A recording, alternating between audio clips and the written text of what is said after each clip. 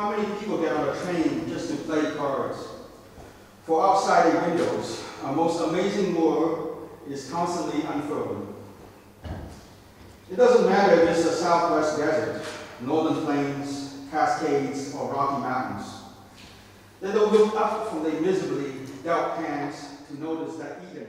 If you look at the newspapers, it's like the recovery, you know, and it's just not true. It's just not true. From actual, you know, if you go on like U.S. Yahoo, and there's a news on the economy, you read the comments, you know. Let's say the story might say, oh, unemployment is down 5%, right? Let's say something stupid like that. In the comments, people are like screaming, you know. They say, that's nonsense, that's bullshit. They get really angry in the comments, you know what I'm saying? And yet these articles keep coming out. I really like the reading, like all of the Picador readings. It's really interesting to get different perspectives on America, on American literature, and in this case, the people. And I didn't look up the author a lot or read anything beforehand, so I was really surprised and interested to see so many pictures in it, and not only text. So it was more like an artist showing his work than strictly an author, and that was really amazing and interesting to me. Overall, I thought the reading and the presentation was, well, it was right up my alley. I think this sort of work is very important.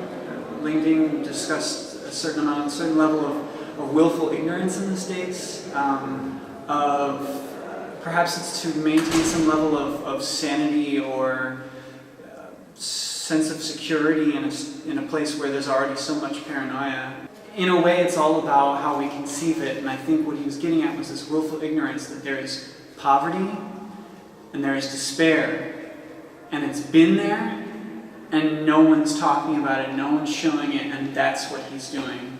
And I don't doubt that there are certain problems with it, but I think what's interesting about this is he's exploring the despair as well as the human aspect and the hope and what keeps people going. So I think it's very interesting. I enjoyed a wonderful night. Twice a year I get this opportunity to see authors from all over the world. And tonight was Mr. Ding, and I had the chance to witness a writer of the standard of a Jacob Riis, maybe a traveling Jacob Riis, social realism live, and I'm just amazed. Thank you very much.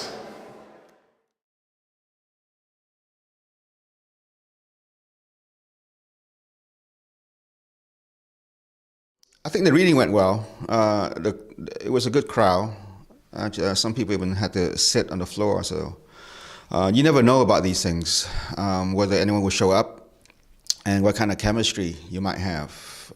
Sometimes people are just not that interested, but it went well, so I'm happy about that. You know, I feel relief about that.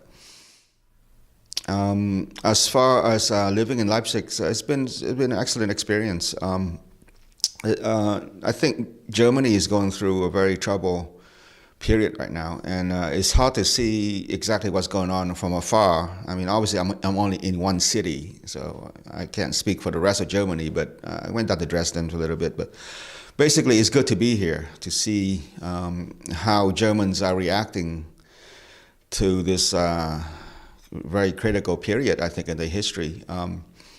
You know, obviously I'm speaking specifically about the refugee crisis, and also tension with Russia, and it's quite surprising, I think, and rather disturbing, because I think there's so much division here.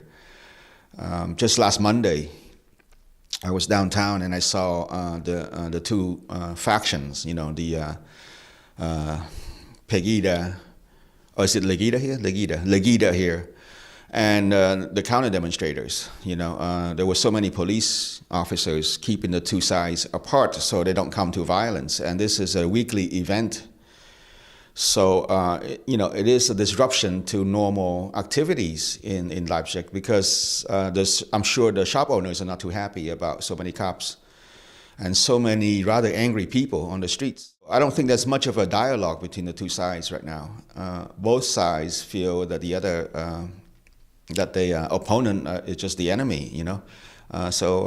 But in the sense, that's not too different than what's in the U.S. because the political division is also very severe in the U.S. So, you know, it's a worldwide, well, it affects many countries. But in Germany, I think what's most surprising to me is to discover many Germans' attitude toward nationalism has become a kind of a dirty word here, and so that is fairly unique. You know, many peoples in many countries feel uncomfortable about their government, but they do not want to disavow their sense of nationalism, of love for the nation. But here you do see it, and it's quite pervasive. So that to me is very interesting. So I've written a couple articles about Germany just since my time here, and I will continue to think more deeply about it. So, you know, this could not have happened if it wasn't in Leipzig. So I'm thankful for that. And on a more personal level, I'm just happy to be back in Europe because I have a particular fondness for Europe. And for Germany, I visited twice before, and I think German painters are some of the most interesting in the last century,